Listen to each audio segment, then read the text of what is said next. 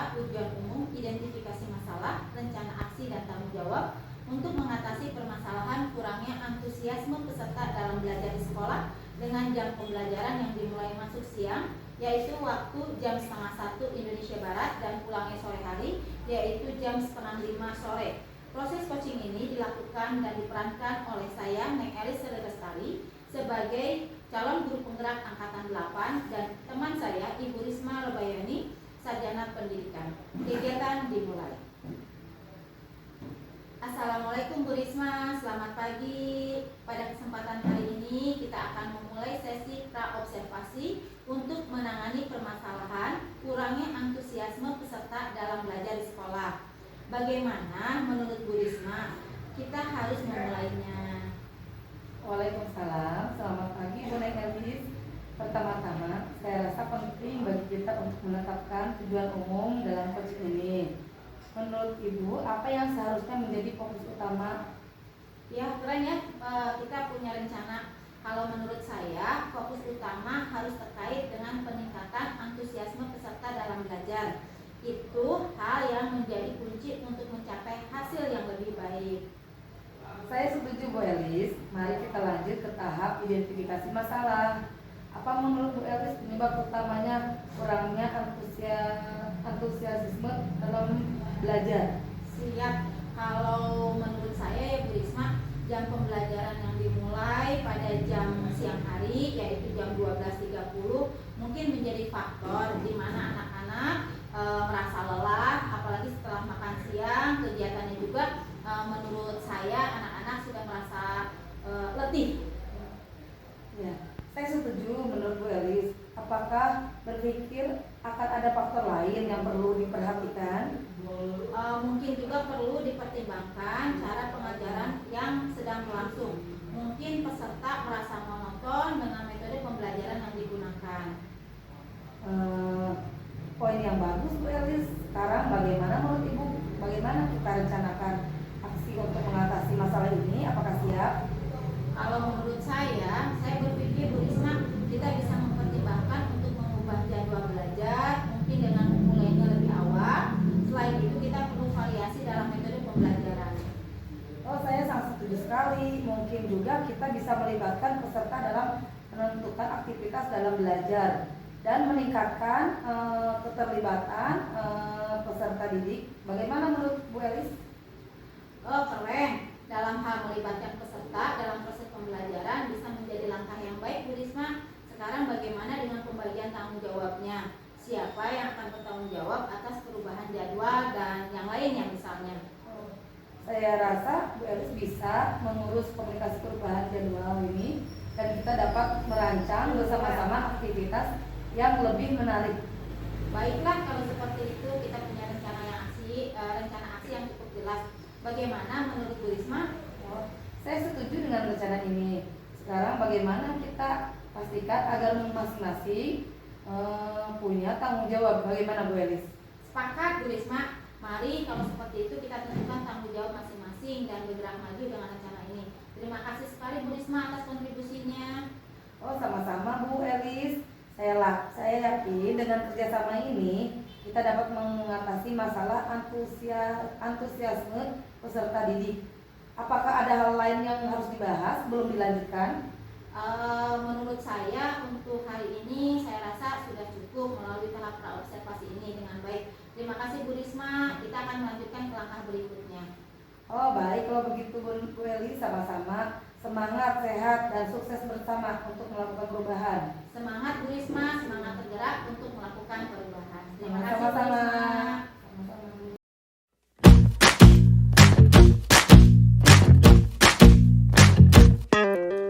Kita bisa bersama mengubah dunia. Percaya pada diri demi cita-cita. Belajar, bergerak, bermakna.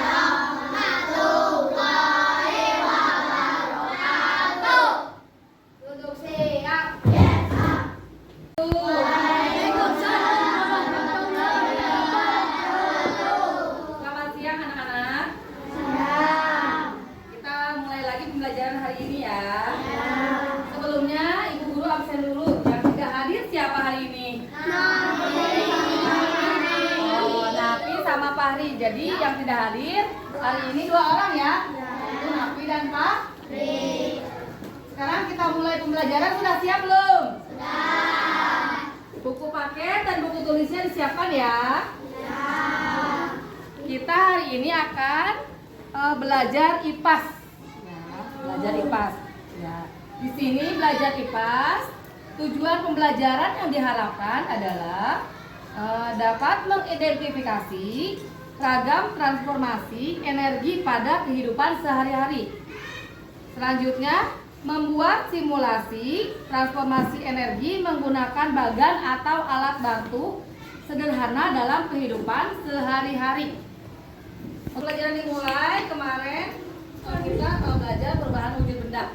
Coba kita menyanyi dulu tentang perubahan wujud benda. 1, 2, 3. Ayo kawan-kawan belajar bersama, memahami tentang perubahan wujud benda sambil bernyanyi bersama-sama.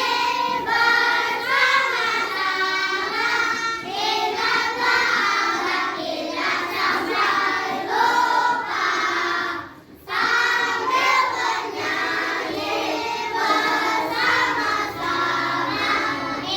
jahit-jahit disebut menjahit,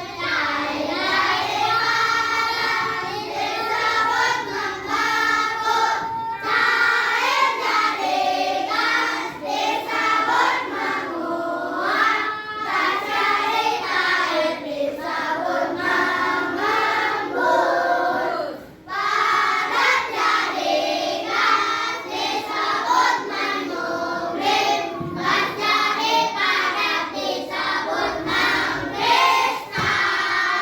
Oke, bagus. Tepuk tangan. Simak ya videonya anak-anak.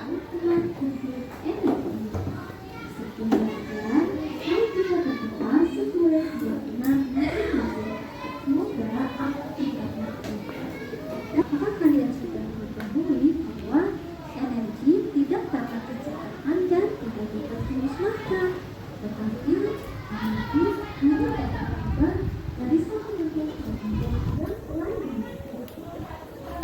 Nah, perubahan energi yang akan kita bahas yaitu yang pertama, energi listrik, energi cahaya, energi gerak, energi kimia, energi panas, dan energi nuklir. Pertama, perubahan energi listrik ke bentuk energi yang lainnya. Pertama, perubahan energi listrik menjadi energi panas. Hal tersebut dispenser, rice cooker, nah, alat-alat elektronik tersebut mengubah energi listrik menjadi energi panas. Yang kedua, perubahan energi listrik menjadi energi kimia terjadi pada hubungan api dan ketika kita mengangkat baterai. Kegiatan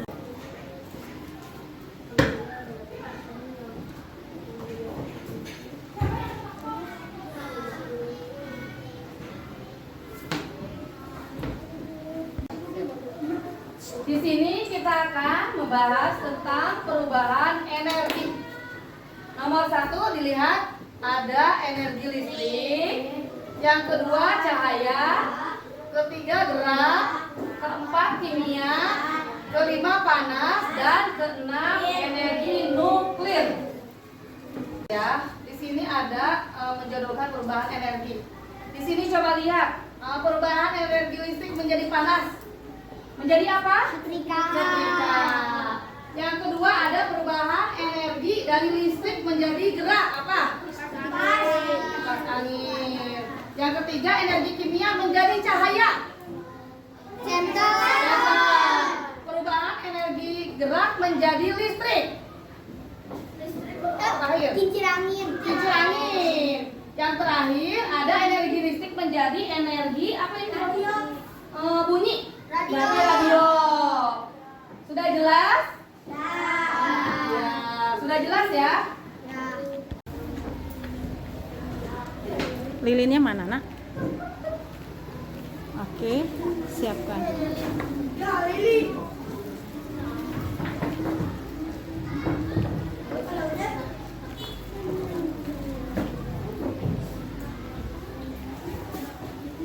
Assalamualaikum, kami dari kelompok 2 akan menyampaikan kegiatan 2 perubahan energi listrik menjadi panas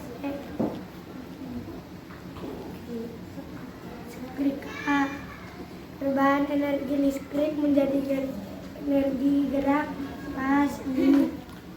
Perubahan energi kimia menjadi energi cahaya center.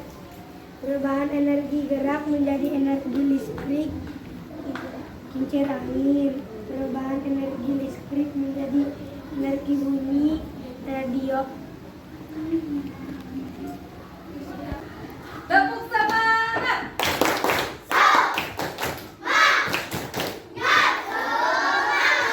Oke, bagus. Anak-anak, selanjutnya kita akan membuat kelompok ya. Kalian sudah membuat kelompoknya? Sudah. Ya. Salah satu kelompok nanti kita ke depan. Ya. Melakukan percobaan perubahan energi panas menjadi energi gerak. Yang ke depan siapa? Ayo yang mau ke depan? Ya, alat bahannya sudah disiapkan ya. Alat bahannya sudah disiapkan. Assalamualaikum warahmatullahi wabarakatuh. Kami dari Stop, sekarang kita siapkan dulu ya alat dan bahan yang akan dipraktekkan. Yang pertama lilin, korek, gunting, benang jahit, kertas dan pensil. Sekarang kita coba dulu, dinyalakan dulu lilinnya, pelan-pelan. Nah, lalu dicoba. Bisa dilihat perubahannya? Iya. Ya. Ada perubahan energi? Ada.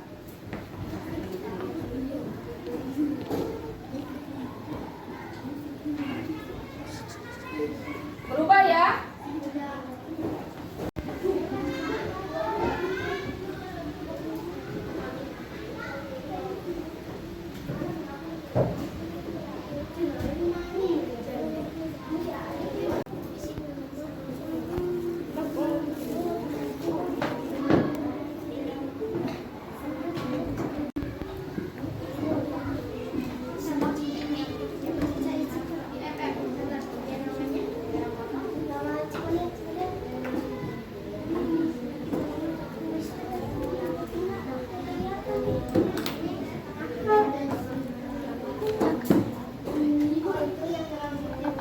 Ayo. Bergantian sekarang bisa Jessie.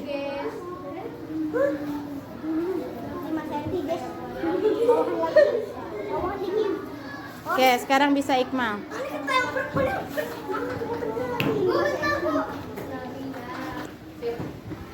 Nah, anak-anak, kita akhiri pembelajaran ini. Sebelum mengakhiri pembelajaran ini, kita refleksi dulu ya tentang pelajaran tentang transformasi energi di sekitar kita. Coba dilihat di layar. Ya, lihat ada tidak?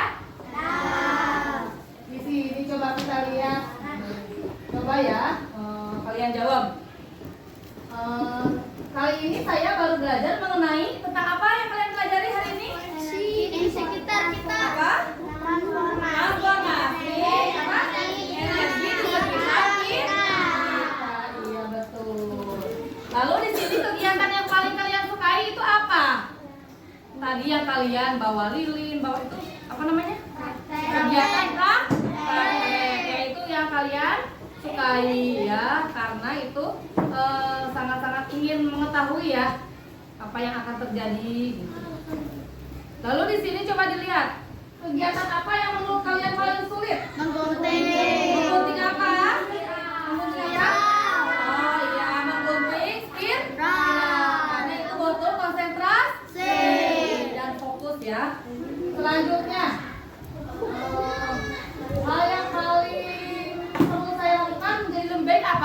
mencoba lagi. Iya, pinter. Mencoba lagi supaya lebih baik dan lebih paham. Ya, siap ya? Sudah ya anak-anak? Ya, mengakhiri pembelajaran hari ini sudah selesai. Bukunya ditutup dulu. Ya, bukunya dirapikan, ditutup. Sudah siap ya. Belajarnya sampai di sini. Nanti besok lagi dilanjut ya. Dulu ya, dirapikan, ditutup ya. Sebelum pulang kita berdoa dulu karena kita belajar siang dan sudah sore, jadi sudah tidak konsen. Kita siap-siap pulang jam 8 dan kalian sudah lelah, ya sudah lelah dan sudah capek. Ya, kalau gitu kita berdoa dulu sebelum pulang. Tolong siapkan berdoa ketua kelas. Sok berdoa dulu, ayo sok. Duduk siap, dirapikan. 1, 2, 3. Berdoa mulai.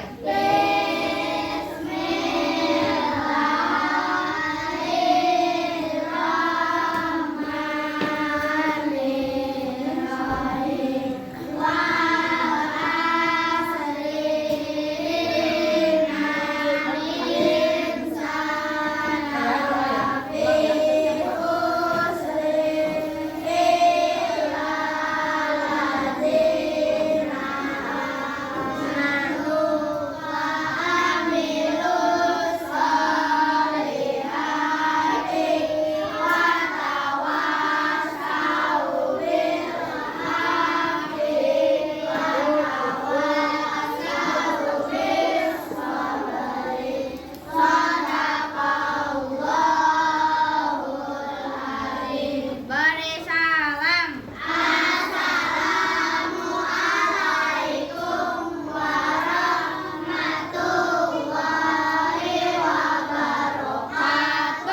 Duduk siap. Waalaikumsalam warahmatullahi wabarakatuh. Sekian pembelajaran hari ini. Silakan boleh pulang anak-anak.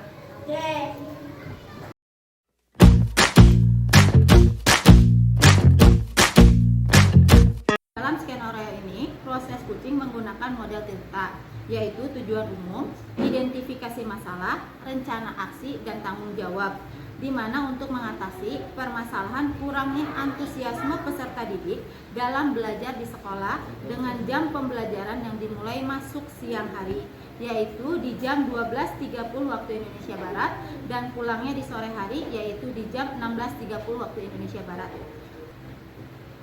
Assalamualaikum warahmatullahi wabarakatuh. Selamat siang Bu Risma. Bagaimana perasaan Bu Risma hari ini? Waalaikumsalam. Selamat siang Bu Elis. Sejujurnya saya merasa sedikit khawatir dengan masalah antusiasme peserta di kelas saya. Saya mengerti apa yang dirasakan oleh Bu Risma. Kalau seperti itu, mari hari ini kita akan melakukan observasi bersama untuk lebih memahami dinamika di kelas dan mencari tahu lebih lanjut tentang faktor-faktor apa saja yang mempengaruhi antusiasme peserta.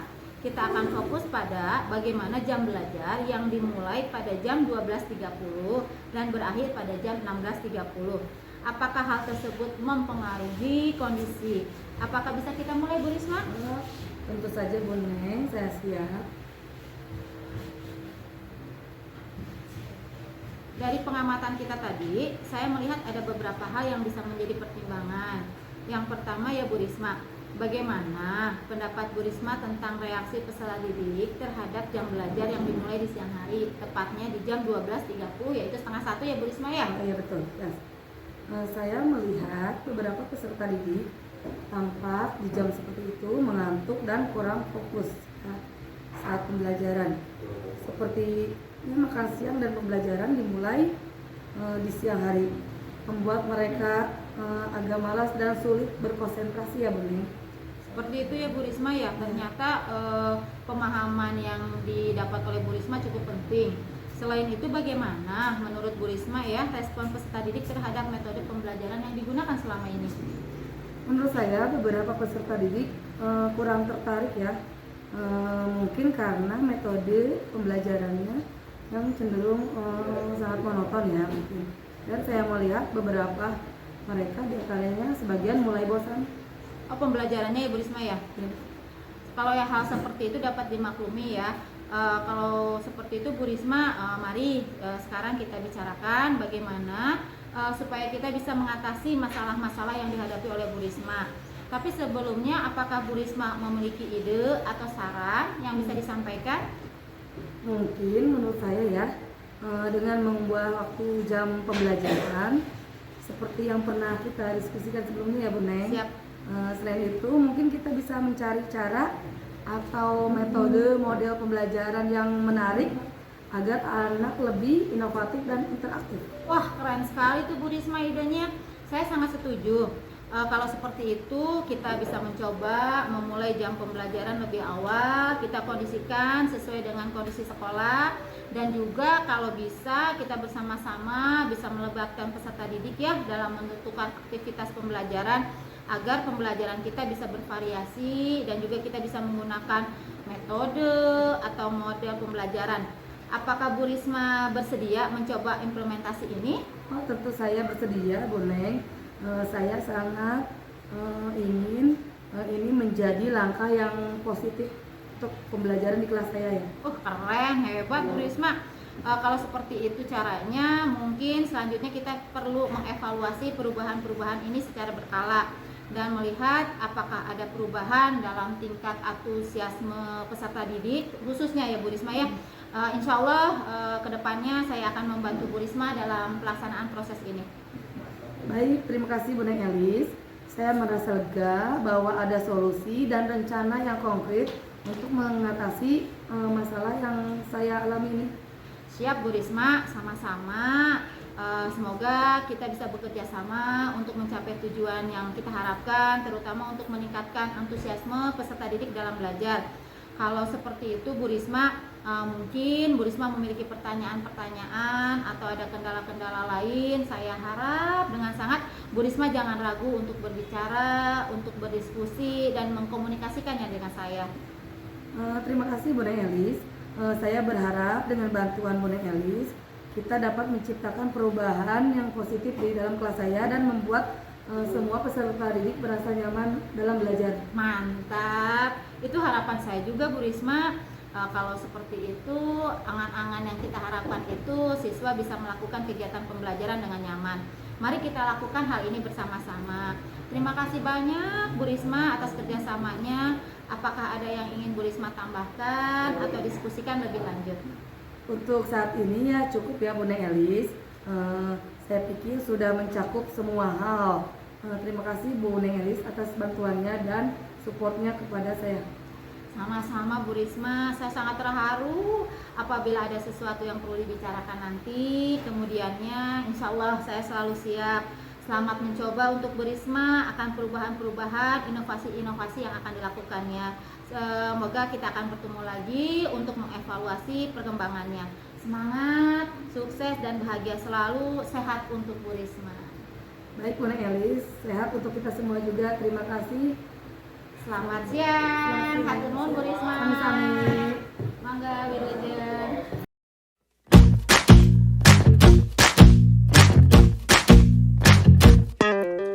Kita bisa bersama mengubah dunia.